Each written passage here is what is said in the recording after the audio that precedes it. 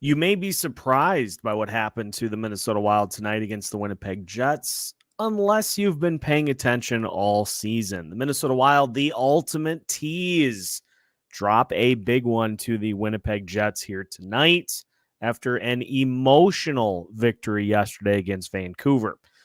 We'll talk about what went wrong. We'll talk about what continues to go wrong against big-time Western Conference contenders. That is all coming up on tonight's Locked On Wild Postcast.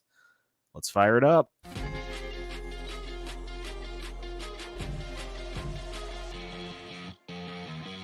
You are Locked On Wild Postcast, part of Locked On Minnesota on the Locked On Podcast Network. Your team every day. Minnesota Wild fall by a score of 6-3 to the Winnipeg Jets here tonight, and our Locked On Wild postcast is officially underway. Apologies for the lateness of the hour. I was pulling double duty covering section hockey playoffs tonight and had an hour drive on both ends. So got back into town at about 10:20 or so, and listening to the final bit of this game, listening to the third period of this game, I was trying to decide what is the appropriate angle to take for this game. Do we get mad? Do we roll our eyes? Do we say, here we go again? This is the ultimate tease. And I got to the point that I should bring something concrete to the table.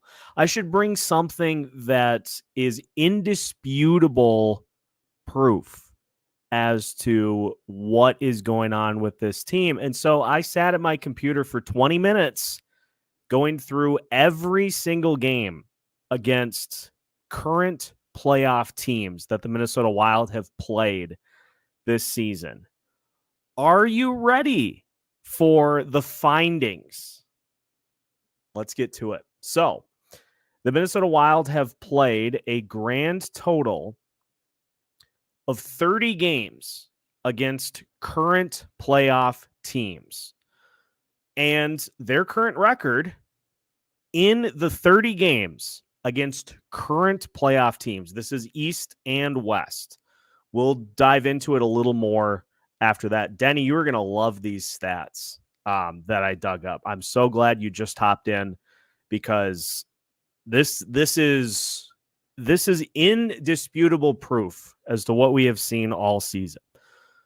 So 30 games against current playoff teams. The Minnesota Wild in those games are 12, 17, and 1. In those 30 games, they've scored 92 goals, which equates out to 3.07 goals per game. In those 30 games, they have given up 124 goals, which is 4.13 goals per game. The Minnesota Wild power play over the course of those 30 games is 21 of 91, which is 23%. Not bad, not terrible. The Minnesota Wild penalty kill in that same vein, 31 68 of 99. 68 of 99, which is 68.69%. And we just continue to see the same thing play out every time this Wild team goes up against these types of teams. And let's just be honest here.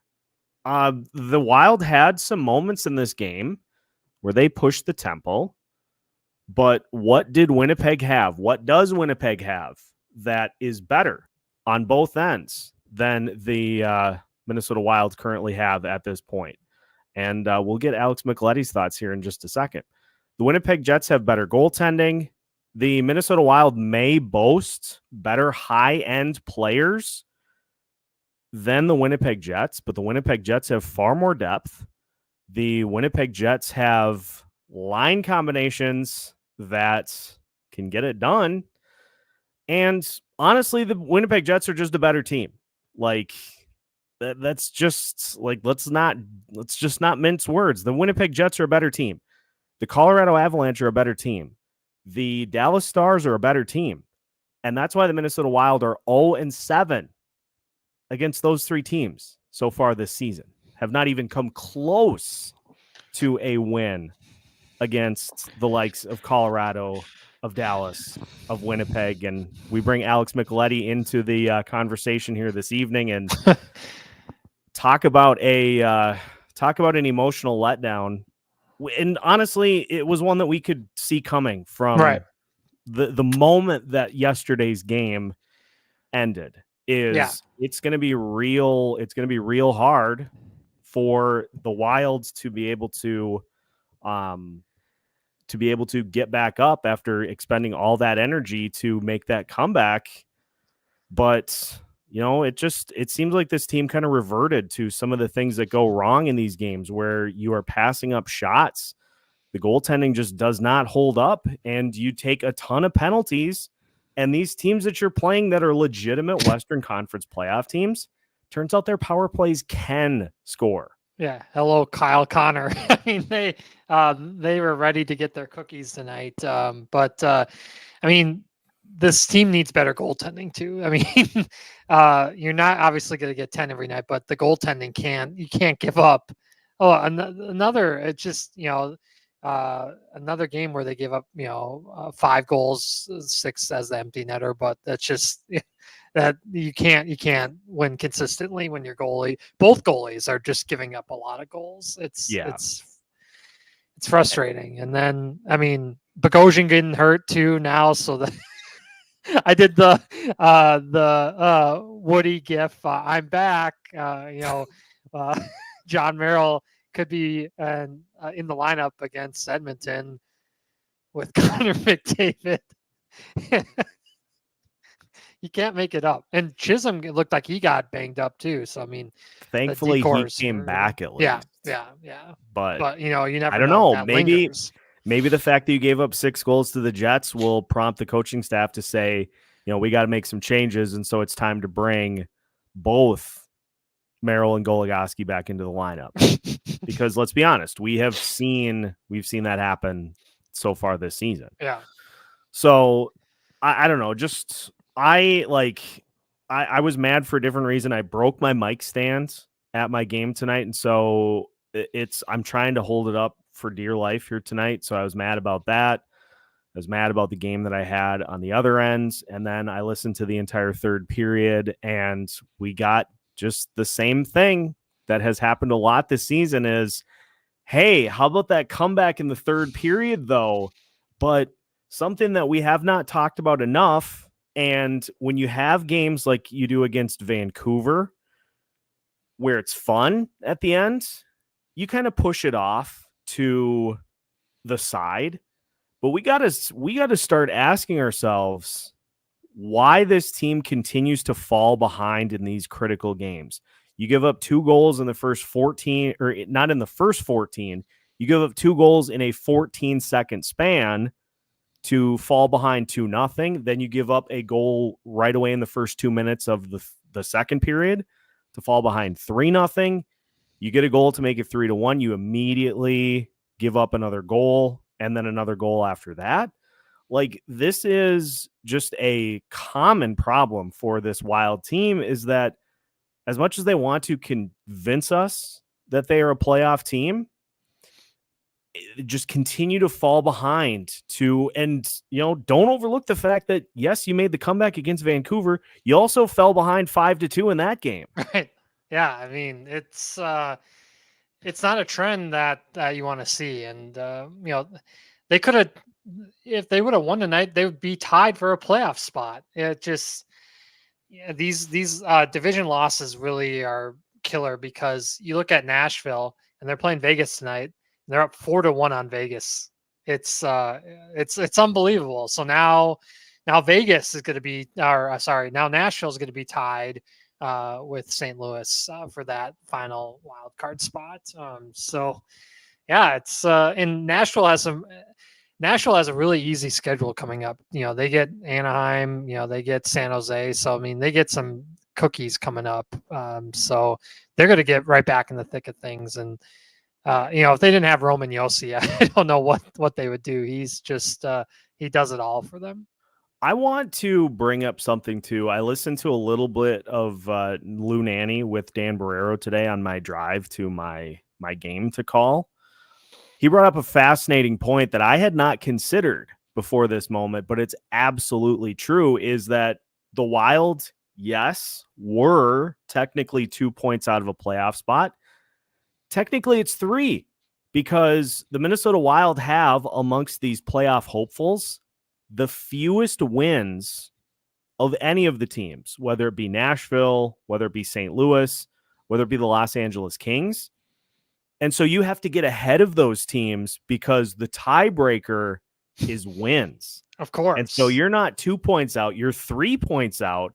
And so this is where what we've pointed to all season long about squandering these points, this is where that Buffalo game bites you in the ass, because you're 3 points, you got to leapfrog teams, and then you lay a point down on the table against the Buffalo freaking Sabres. You can't find a way to close that game out. Like, and I know I've been pretty all over the place over the last couple of weeks with, are we back? Are we not back? This stuff just all adds up. And at some point, and that point gets closer and closer, if you do not find ways to get these done, that's it. Right. That's all. Yeah. That's it. Yeah. See you later. Yeah. It's,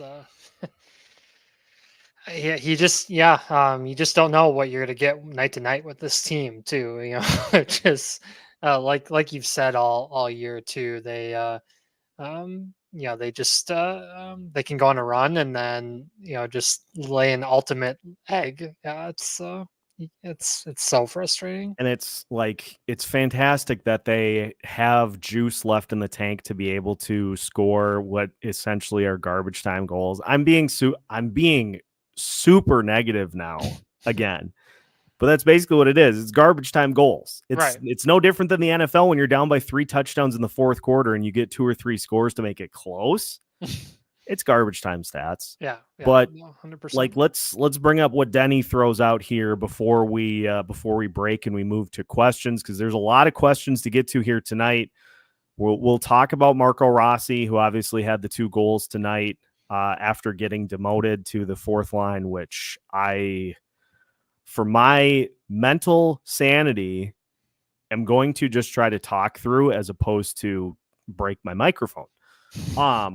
The Wild have 26 games left, and in order to get to 95 points, they need 37 points. They need to win 18 games to get to that mark. So 18-8 that's the mark. That's the mark that you have to, at minimum. That's the mark that you have to hit. Honestly, it's probably going to have to be a little higher than that. But that's the floor that you can afford to have. And it feels like this team is, in this stretch, going to go 16-10, enough to keep us in the conversation, but not enough to get it done. And then you can point to every single game that points were squandered, that you started flat, because there are plenty of opportunities. There are plenty of games on the table where you say, man, if we could have just gotten the early lead in this one, and it would have played out differently. There are 15 games that you can pick from, because there are 15-ish games that have just been thrown away this season.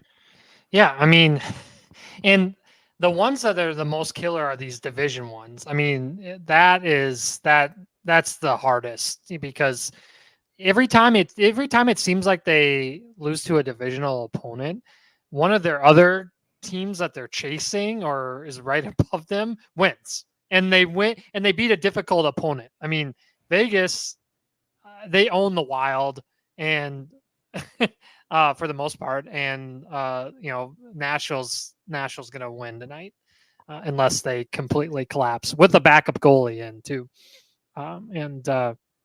It's just, I don't know. what do you think too about Johansson and Freddie? Again, just it's another night of just straight cardio going to Lifetime Fitness. I mean, you can't make that up. Well, I tweeted it out. The line stats for Marcus Johansson over the last 12 games, and what is he doing out there? Let's just count the number of times that we get over. Let's just count the number of times we get over one shot. That's the benchmark. That is insane that that's a benchmark. Over one shot twice, two times. And he's on special teams too. He's on special teams. You have more games in which there have been 0 shots. 5, including tonight. Tonight there was one or two. I think Amanda said there were 2 tonight. So you now have 3 games over the last 13 that Johansson has managed multiple shots.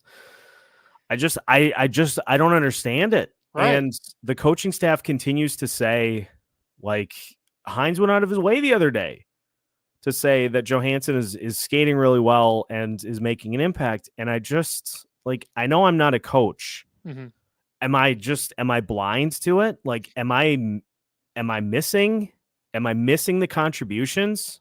Like, somebody tell me, because if I'm wrong about this, if I'm wrong about what Marcus Johansson has been bringing to this team, if I'm wrong about being critical about John Merrill, if I'm wrong about what we've said about Freddie Gaudreau's 5-year extension, please tell me, because I don't like ripping people into the ground. There's no accountability. I'm just calling it how I see it. That's the most frustrating thing. There's no accountability. Where is the accountability? I just that's what's frustrating too. I mean, this is something that Nashville fans warned us about too with Hines too. There's no calling out guys. It's like that needs to happen. And if a guy needs to spend the night or in the press box, even if they're a veteran, send a message to some of these guys. I mean, they can't just continue to get heavy minutes and not be held accountable. I'm laughing because this is I'm going to say this is a bold take. This is the greatest joke in the history of a Locked On Wild postcast. Oh boy. I need to call attention to this because this is masterful by Cinerary. I'm calling him Marcus Chris Hansen because he needs to have a seat over there. Well done. God. All right, that's all we got for tonight. That brilliant. That's a winner. That's banner fantastic. Winner. Yes. That is so well done. We'll remember that one for sure. We got a lot to get to. And again, apologies for starting this late, but I really wanted to get through, and I'll probably talk about that more at some point here in the next couple of days. Those stats against Western Conference playoff teams, because that's hideous. But we're going to talk about Marco Rossi's night tonight. He obviously had 2 goals. He now is tied with Connor Bedard from a goals perspective. And we got a lot more to get to here as we continue tonight's Locked On Wild postcast. Minnesota Wild lose tonight 6-3. If you're surprised you have not been paying attention all season, I'll just say that again. And we'll talk more about tonight's game and what it means going forward as we continue tonight's Locked On Wild postcast after this. Tonight's Locked On Wild postcast is brought to you by FanDuel, America's #1 sportsbook. And you can get buckets with your first bet on FanDuel, America's #1 sportsbook, because right now, new customers get $150 in bonus bets with any winning $5 bet. That's $150 if your bet wins. You can put it on anything. You could have put it on the Winnipeg Jets tonight. You could have put it on the over. Anything that wins as a $5 bet gets you $150 in bonus bets. You can use those bonus bets for your favorite NBA players and teams with quick bets, live same-game parlays, exclusive props, and more. Just visit FanDuel.com/lockedon to shoot your shot today. FanDuel, official partner of the NBA. Tonight's Locked On Wild Postcast also brought to you by Game Time. As the weather improves and gets better, I mean, it's not bad as it is. It was 50 degrees today. As the weather moves towards spring, that means concert season is upon us. And whether you want to see the Minnesota Timberwolves in their push towards a number one seed in the Western Conference, whether you want to see the Minnesota Twins, whether you want to see your favorite artist in concert, Game Time can help make that as stress-free of a process as possible. Game Time offers you last-minute deals plus views from every seat in the venue. No longer will you have to pick seats that are obstructed and find out when you get to where you're going. They also don't hide any of their fees. So what you see is what you will pay for your tickets when you hit the checkout line. Take all the guesswork out of buying tickets with Game Time. Download the Game Time app, create an account, and use code LOCKEDON for $20 off of your first purchase. Terms apply. Again, create an account and redeem code LOCKEDON for $20 off. Download Game Time today. Last minute tickets, lowest price guaranteed. Minnesota Wild lose by a score of 6-3. And we continue tonight's Locked On Wild postcast. Alex, before we get into questions and general comments from the listeners, what'd you think of Marco Rossi's effort tonight, even though it came with the likes of Vinny Lettieri and Jake Lucchini? I guess, I saw some people comment, I guess, honestly, we should view this from a speed perspective as an upgrade over what he had. It just sucks that it leads to him, being put in that fourth line role. But Lettieri, I think, offers more. It's pretty obvious he offers more than Freddie Gaudreau at this point. And Jake Lucchini, a little more offensively than what, Brandon Duhaime offers. So yeah. I guess it's an upgrade, but I mean, he shouldn't be the one being demoted too. I just, correct. I don't get it. I really don't get it. And I'm sorry. I mean, I know these guys are fan favorites. Duhaime and Dewar are bringing nothing to the team right now. Absolutely nothing. And that's frustrating. You got guys in higher roles that don't deserve it, and for him to be the or the guy that has to get demoted, that's unfair. And he scored three games in a row. So I mean, he's doing his part. He's doing more than some veterans that have been in the league for almost a decade. So as a rookie, it's unfortunate that he's where he is right now, but he continues to produce no matter what. So you got to be excited about that and for his future. And I hope I'm quoting this right, because Denny just pointed out, it's fourth line by name. Mm-hmm. If the minutes are there, why is that comment? There we go. That's not the right one. My computer now is causing issues. It's not a fourth line if the minutes are there. So it's fourth line in name, but he played 12 minutes, 51 seconds tonight. He played 132 on the power play. Even strength time, he had more than, he was right about even with pretty much everybody else. I saw somebody say that there was a thought that maybe Rossi was being a little tentative, and that but again, like, I don't even want to go down that road, because if that's even remotely accurate, like, what is going on with other guys, right? Like, I don't know, like, it's just, this team is just such a tease. Like, no, 100%. Win 4 games in a row. Most of them come against teams that don't really concern you. You beat one team in Vancouver that is above you in the standings, and it's like, see, we're back. We never left. And then you go and you do something like this. I'm just frankly, I'm tired of it. Yeah. No, I'm right there with you. And we're going to get this song and dance the rest of the season. Like, it's just a slow march to the ends of the pier. So let's get to the comments, because I have been up since 5 a.m. I went to bed at 1 a.m. I worked from 5 a.m. from 6 a.m. till about 10:30. So I've had a day. Yeah. So I'm tired of talking. So we're going to get to the comments from our lovely listeners. Dougie starts it off. Rossi came to the party. Chisholm continues to look pretty good. Carcass, or Marcus Chris Hansen, continues to seem to weigh down whoever's on his line. What does it take to get him off the second line? And Dougie, we're all trying to figure that out. It's you don't hear anything from Hines either, too. It just what you do hear is he's skating well. Like he continues to skate well. It's like, I don't know. Like at this point, you might as well just put Merrill and Goligoski back in the lineup. Like, right. What do I care? The way Chisholm's playing too, you might want to put him on the top power play. It's just he's looked phenomenal out there with his passing. I really like his game right now. Yeah, he looks like somebody. And happy birthday to Kevin Gorg, by the way. Yeah. He threw this out with PA.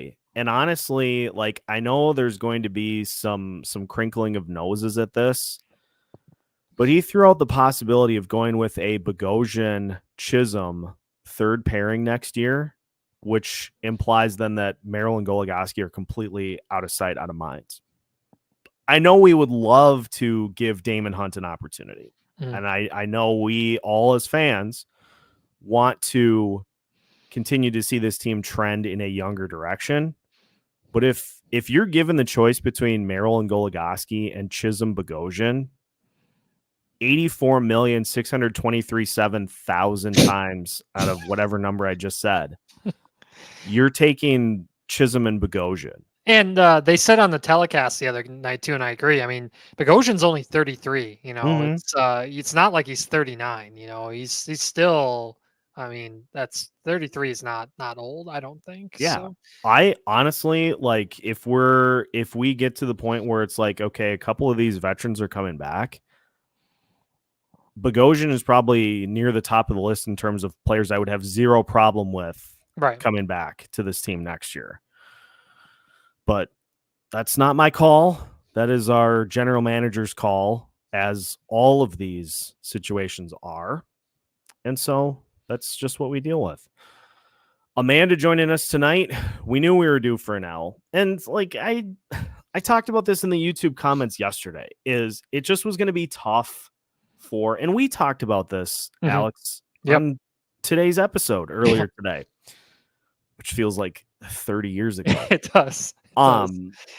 It's the emotional letdown. Yeah. After a big game like that, you expend so much energy, so much emotion with that crazy comeback. Just ask the Minnesota Vikings how that went after the Minneapolis Miracle going to go up against the Philadelphia Eagles in the NFC Championship game. They had a lot of fun in that one, didn't they? Yeah, you're totally right, Amanda. They just the Jets outworked the Wild too, and you saw their top line. Kyle Connor was ready to go, and Mark Scheifele looked great, and Monahan. I talked about it in our episode earlier today. I said Monahan always plays well against the Wild. It goes all the way back to when he was with the Flames and when they were rolling with Gaudreau and all those guys, Lindholm, Kachuk. So, he loves playing against the Wild, and it was, Rick Bowness, I think he really loves playing against the Wild too. I think he really gets him going. Rick Bowness, it goes all the way back. Pete DeBoer. Yeah. They find a way to get under the Wild. Yeah, all three of those guys love to play against the Wild, and they get under their skin and with their comments, and they're really sneaky about what they say. Isn't it amazing? Isn't it amazing how all of the games against the Central Division opponents this year that the Wild have lost have mirrored identically what has gone wrong in the postseason the last 2 years? Yes. Almost as if it's a full tell. And who was coaching Vancouver when the Wild lost in the bubble? Was that Paul Maurice? No, Or was it no. it was Winnipeg? Or was it Vancouver? I don't even remember. In the bubble? Yeah. Was it? I'm trying to think. God, They've been through so long ago. Yeah, they've been through a couple of coaches. Yeah, it's I don't even remember. I'm not even going to attempt to, but I feel like it was Paul Maurice. And so you ask him, he probably has the same feelings if it was Paul Maurice. I sing too much. To be honest, tonight wasn't a bad game from the team. Fleury probably wants to forget a couple of those goals, but he still gave them some saves. The Jets were simply the better team. Yeah, it's again, we talked about it to start the postcast tonight. The Wild had some good opportunities early on in that game. It's just it always comes down to like a 30 seconds of just kind of losing composure, losing contain, and the teams that the Wild go up against capitalize on it every single time.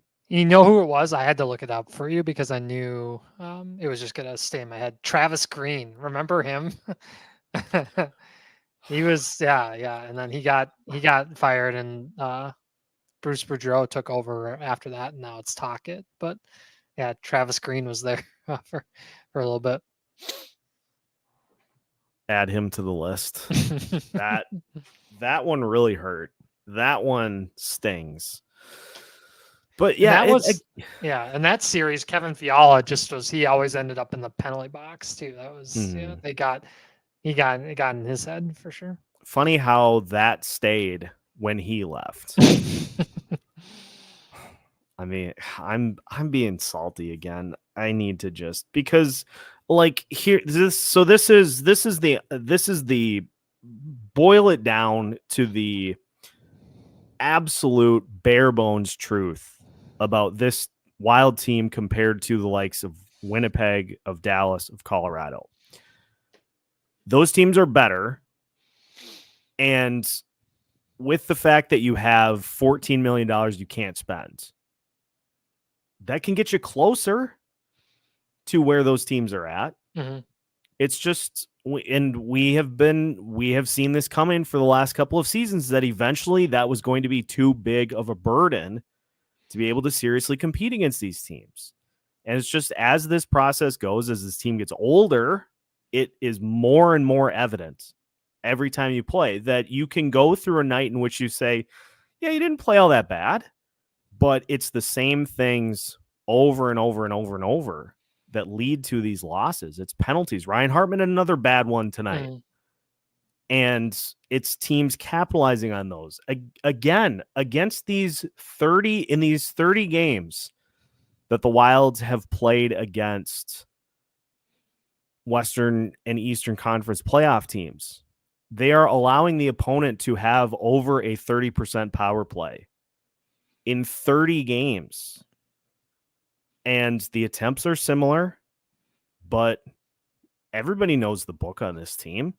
Get them to the penalty box. Get them frustrated. They will get retaliatory penalties like nobody's business, and then you just capitalize on the power play. That's as simple as it is against this team. Yeah, it's it's an easy book, and they get rattled. They just they get out of body, and and then when you're down to 5 defensemen too, it's I don't know how many teams can win when you're playing short on the back end. Yeah, not ideal. Amanda would like to see Rossi, Zuccarello, and Connor Dewar get the opportunity on line 2. The way that this could work is the fact that you have so many guys that are capable of playing center and or playing wing. I like the idea to provide speed that'll actually attack on that second line. I don't know. Like, I'd like to see just about anything else at this point, but deep down, you gotta have a third guy that shoots the puck though. The thing with Dewar though is he just doesn't shoot the puck. So I mean, one guy that should be up here right now is Adam Beckman. You can't tell me that he wouldn't shoot the puck. All he does is shoot the puck in the AHL. He continues to score. Why is he not up here? Even if you could swap him and Lucchini because no one's gonna pick up Lucchini even if he has to go on waivers, and get Beckman up here. He needs to play up here. It's got to be so frustrating for him to just be toyed around with. Yeah, and this is just this win at all costs. And coaches, by and large, this is not a Wild specific problem. Coaches, by and large, when put in situations in which they absolutely have to win, prefer veterans because you at minimum know you're going to get this. Now, you may not get a higher ceiling than rookie players, but you can pretty much pencil in what you're going to get from particular rookie or veteran players, which is ironic even saying that. That's the general consensus. But like we've seen that play out a million times this year where you don't even get, like, you're not getting that. And yet they continue to play. And so it led me to even wonder aloud, how many of these guys have games played incentives in their contract? Right. I couldn't find anything on Cap Friendly. I looked for number 4 in particular to see if he had one.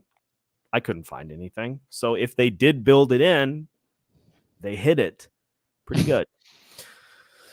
But I don't know. Let's talk a little bit about Bogosian. I'm trying to kind of sift through these comments as I can, because I know with as long of tangents as I've gone on so far tonight, we are way behind on the comments. Right. But sorry, everybody. We'll get through as many as we can. Again, I've been up for about 19 hours, so yeah. With Bogo, Russo put out that Hines said in the press conference that they don't know. So when they say that always scares me, because a lot of times I think deep down they know, and they just don't want to.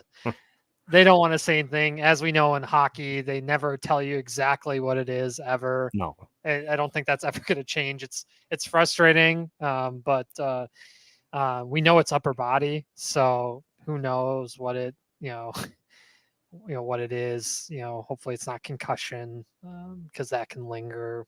But we know it's somewhere in the upper body, so that's never a good thing. And Hines went so far as to say that he thought it happened before the blocked shot, which is even worse. Right. Because who knows? Hopefully it's nothing like pectoral related or anything like that, because that can be bad too. Well, look on the bright side. There are 2 players ready to step back in at will. Couple pylons that are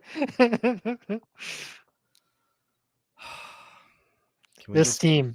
Can we just get to April 19th? Right.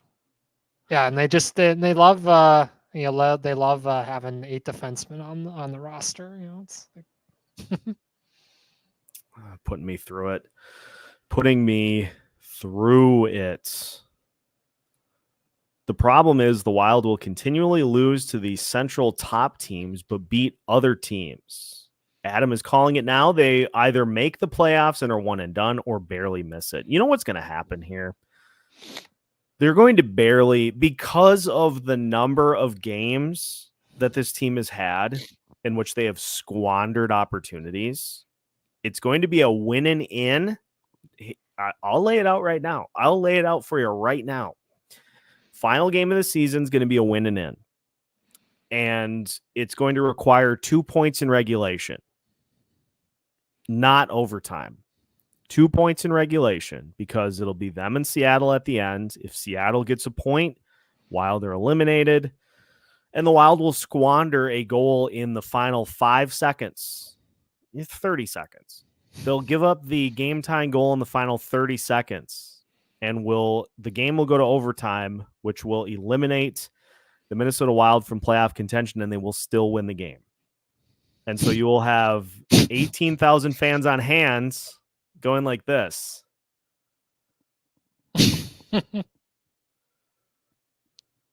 We won. It's going to come down to squandered points at this point in the year. It's going to come down to squandered points like you just did against Buffalo, like you've done 10 other times. and they'll finish just outside the playoffs. And the spin will be, well, we battled till the end. We didn't give up. And then you can go collect a number 22 pick, just like every other year for the past 25 years of this franchise's existence. Like, are we in a time warp here? Time loop? Yeah, it's crazy. How about second line of Rossi, Zuccarello, and any other forward that brings some effort? Yeah. Surprising how small that list is. Yeah, it's it's not many. Hines is the anti-Evison when it comes to lines. He changes them up when it makes no sense to do so. Even when changes are needed, he decides to put Rossi on the last line, but not Freddie or Johansson. How about, Alex, during the game today, in like the mini change? In the first period, blew up the top line of Kaprizov, Eriksson, and Boldy for like a shift. And then Russo tweeted, first line is back together. It's like, it was super weird. I don't know what happened there. Are you out of your minds? Yeah, crazy. And then at the last minute to change Rossi and Hartman too. That was sure worked on the Rossi side. Yeah. On the other sides, what did we?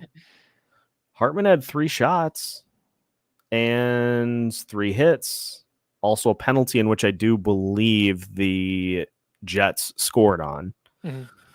At that point, it's hard to tell because I think they were 2 for 4 on the power play, just like the Minnesota Wild were. But can Freddie and Johansson be sent to Iowa, or is that not allowed? Yeah, you're just paying them down there. You're paying them to be in Iowa, which is, you can like somebody, if I'm wrong on this, light it up in the comments again, because I like to try to learn stuff as I go. You can just put them on waivers, and if nobody claims them, then they just go down to Iowa. Right. That would be the process, at least as I understand it, of getting a player off of the NHL roster and putting him on the Iowa roster if they have a one-way deal. You got to waive them. Guess what? I don't think anybody's going to claim any of those guys. And even if they do, you would find me bawling my eyes out on my living room floor saying, thank you. Right. Thank you. I don't think you'd have to worry about that. But again, like we have to get to the point that the general manager says this isn't going to cut it. Right. And with his most recent comments, which were at that mid-season state of the team, not even close. Right. And if anything, the wins that have been compiled here in the second half of the season have further tilted it to keeping these guys because they're good vets. And I like this spin. I like this spin by Dougie on this. At this point, Rossi on the fourth line isn't a demotion because Lettieri and Lucchini are playing with speed and effort, which I think is why, because I believe it was Brett Marshall that said at the end of the Vancouver game that combination got put together, and that's when Rossi scored his goal. So, I mean, give those guys a little minutes bump if that's the case. And like you've got that entire third line of Freddie Gaudreau and the Deweys. I don't know, folks. I'm at this point in the season, I'm tired of the same things playing out on a nightly basis. And some people throwing their arms up and being like, gee, why is this happening? Why does this continue to happen? And being like, we've seen this coming from a mile away the entire season. And it just continues to play out like we're Bill Murray and Groundhog Day. And you just wake up and you relive the same day over and over and over again. like winning 3 or 4 games in a row, going on a 5-game point streak. Awesome. Super fun. It is only as meaningful as your next win, and then you get rocked. And this has happened 10 different times this season. And I just want some symmetry in messaging. Like, yeah, we know this is going to be tough, but no team's ever going to say that because they're still trying to sell tickets. And so it's pedal to the metal for the season for the rest of the year. And Nashville just beat Vegas too. So they am just tired. They are tied for a playoff spot now. So I am just tired of this and knowing that this is going to be how this plays out for the rest of the season. Right. Folks, I'm tired. Locked On Wild ASMR edition.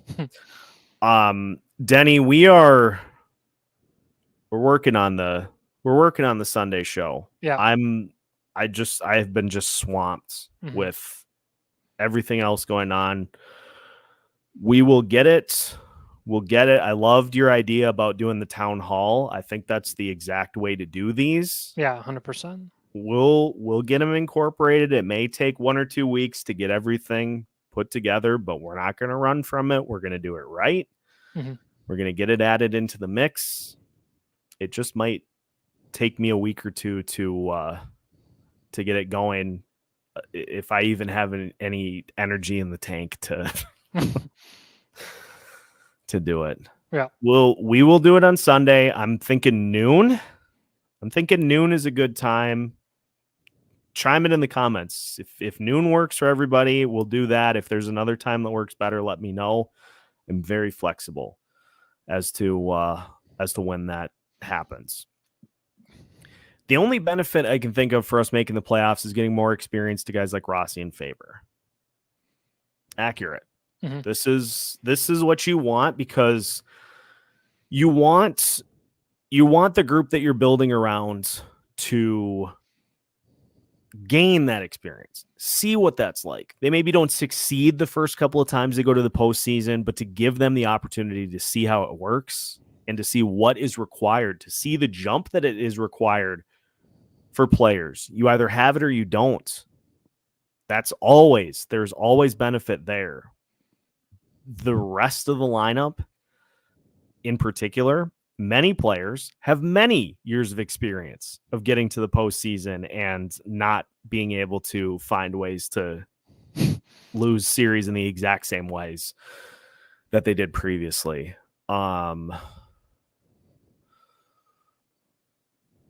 Yeah.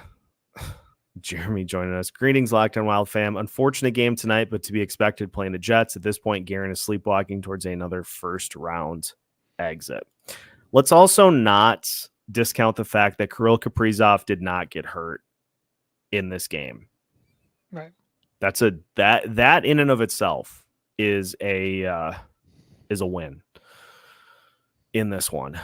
You just got to get more players to match. Denny's right on here. Rossi plays hard every day. Rossi had the quote of the year that I continue to bring up on almost a daily basis. I just come to the rink every day and try to do my best. You should have every single player on your team eat that for breakfast. Yeah, 100%.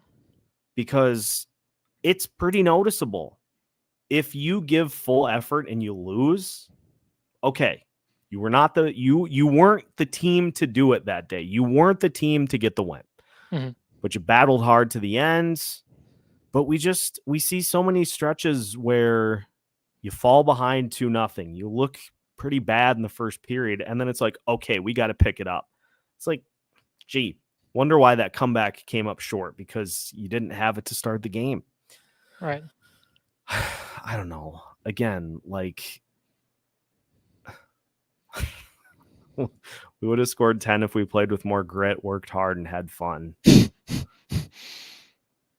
Touche. Ooh. Rossi getting an A next season? Wow. I don't hate it. Yeah. I do not hate that in the slightest. We'll have to wait and see though, because Yeah, I mean, Moose could be on the team, so I don't know. yeah. To take that from a vet, I don't know. Ooh, boy. LaPanta on the Worst Seats in the House podcast said the Wild's playoff streak was meaningful because only Pittsburgh matched them. Well, that's when your ultimate goal is to get to the postseason. Then it's great. That's why Bill Guerin last year said that he didn't consider last year a failure, is because the goal was to get to the playoffs. Right. We have higher aspirations than that. And again, I don't want to tell anybody. He works for the team too. So, I mean, he's not going to, I don't want to tell anybody who enjoys this team having some fun games throughout the season and just kind of wants to get them through the winter to April, maybe a postseason series in there. If there are people that's how they enjoy this team, I'm not trying to dissuade anybody from that at all, because we all take sports in differently. But I would love to have the opportunity to see a cup run. Yeah. At some point. 1 or 2 times. As I continue to kind of get caught up here with comments, Adam's not wrong here. Right. Like, what does Beckman have now? 4 goals since he got sent back down? Yeah, he's been he's been killing it. Unbelievable. Like, yeah, I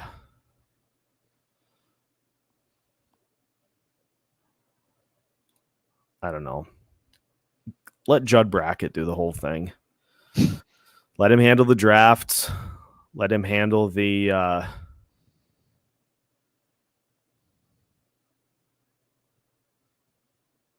let him handle every bit of the whole thing.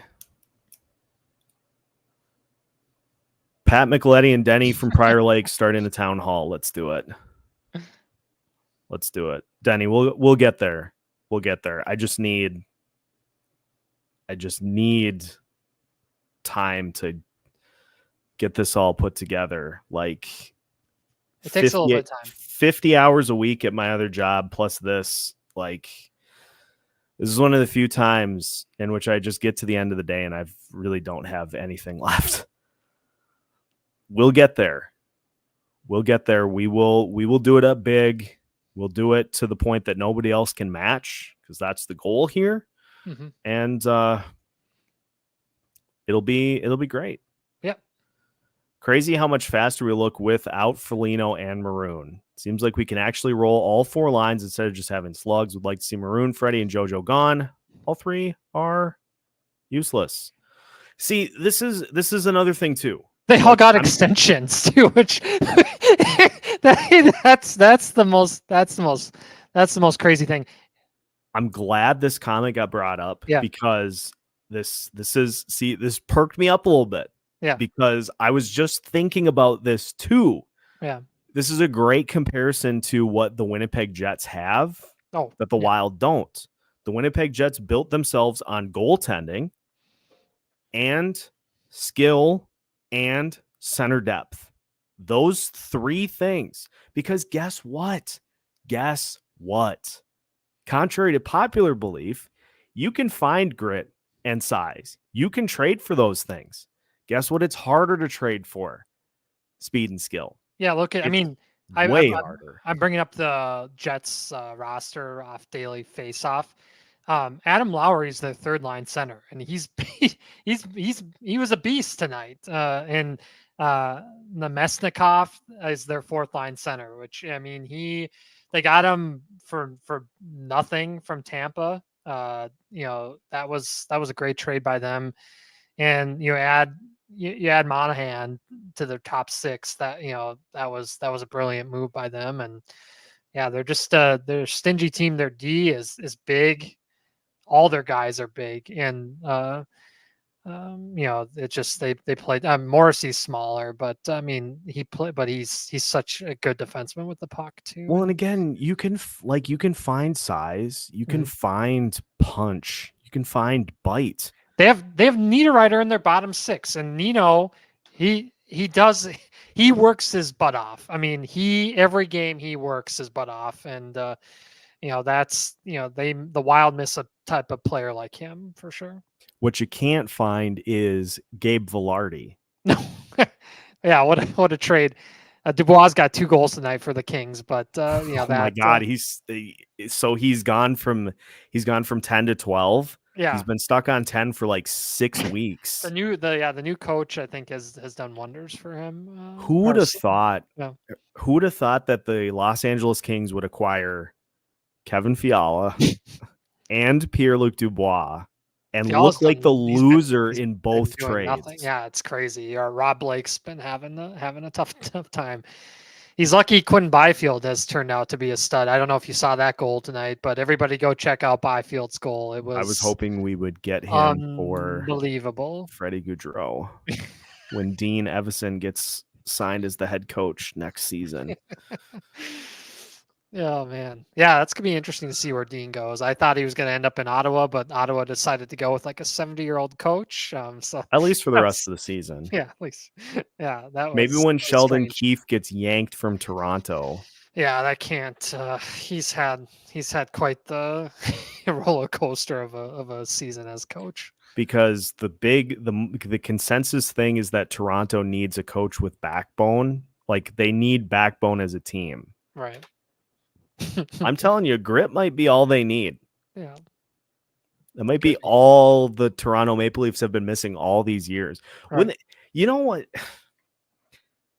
I am going to flip my lid if grit ends up winning a Stanley Cup somewhere. Like if Dean gets, like if he goes to Toronto and he says, grit first, I'm going to vomit. Austin Matthews, you can only score 20. You're going to be playing penalty kill. I'm going to vomit. I'm going to scream my lungs out. I'm going to probably remove my lungs by myself. And then I'm just going to sit in the corner and just cry until. But it really feels like that's on the horizon. Yeah. Because pretty much any other team other than Chicago, San Jose, Columbus. But then again, maybe they're closer. Maybe they're closer than the Wild to a Stanley Cup at this point. Yeah, I mean Columbus, they are awful, but they have they're really bad. I think their prospects are probably good at some point, you would think be better than the Wild, but we'll see. But yeah, they've been a mess. When they hired Babcock right away, and then you knew they were just in for the worst. It was all downhill from there. I remember seeing the Mike Babcock decision, like when they hired him as coach, and my immediate reaction was, "Oh no!" Like, ugh.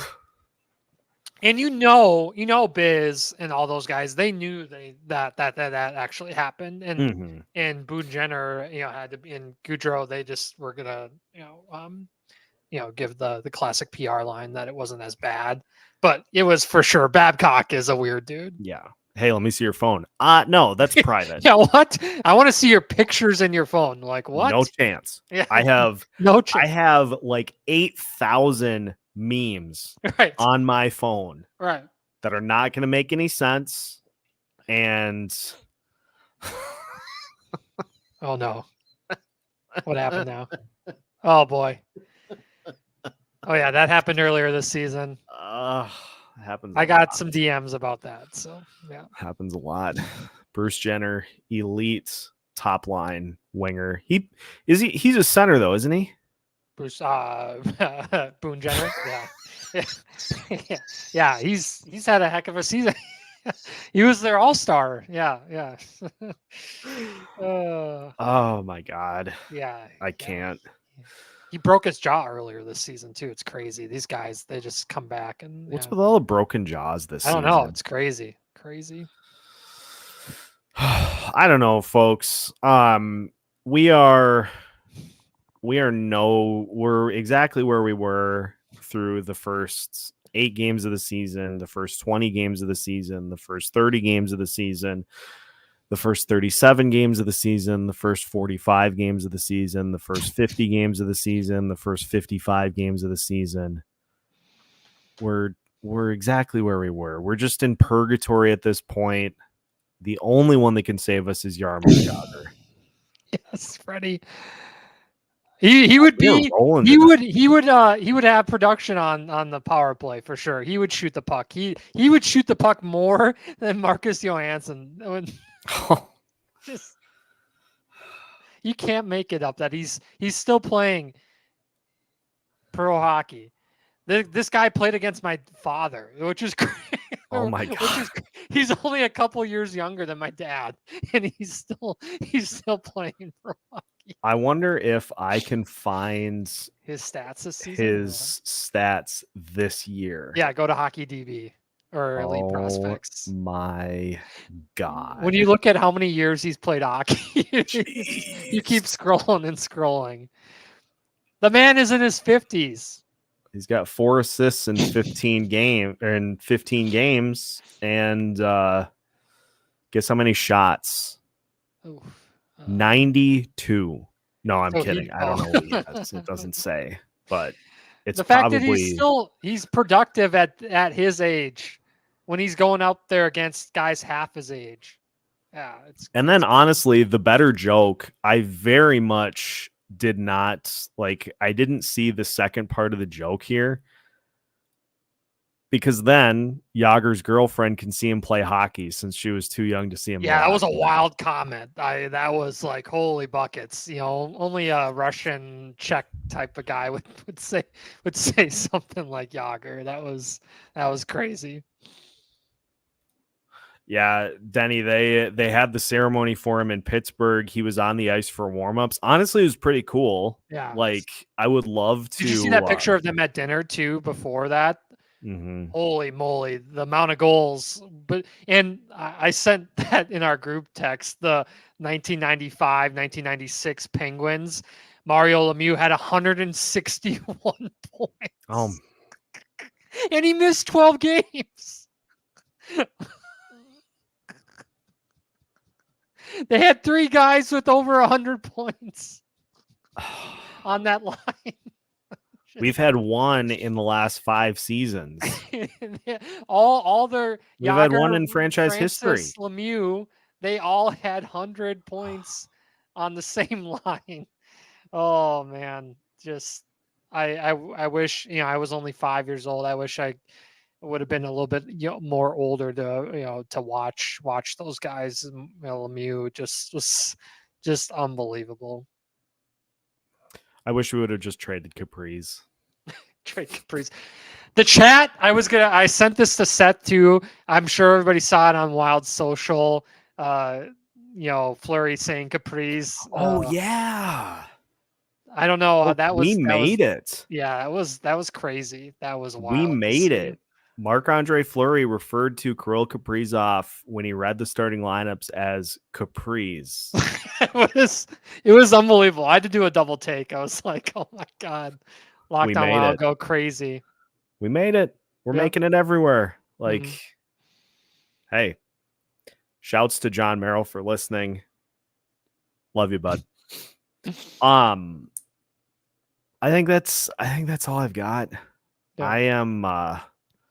I am tired, not only of where we are at in this current season, but also the current lateness of the hour. And so I'm going to tap out. Mm-hmm. I'm going to look tomorrow for tomorrow's episode into what has happened to Freddie Gaudreau, because how can you go from having 19 goals, 38 points to having 3 goals and 7 assists through 40 games? Yeah, that's crazy. So I'm going to look at all the areas in which Freddie Gaudreau was utilized before Dean Evason was fired and how it has changed, because turns out it's been a little bit of a shift So we'll talk about that. I love you all. Thank you for joining us. Even a late one here tonight as I tried to hit you with some stone cold stats. Working on getting final plans ironed out for our Sunday show.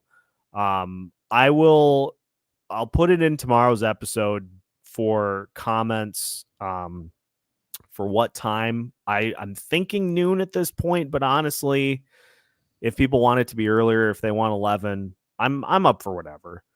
I don't really have anything going on Sunday, so we'll get that ironed out as we get closer to the end of the week. But for now, that's all I got. Alex, thanks for joining us here tonight. And listeners, make sure to hit the like button before you head out for the night.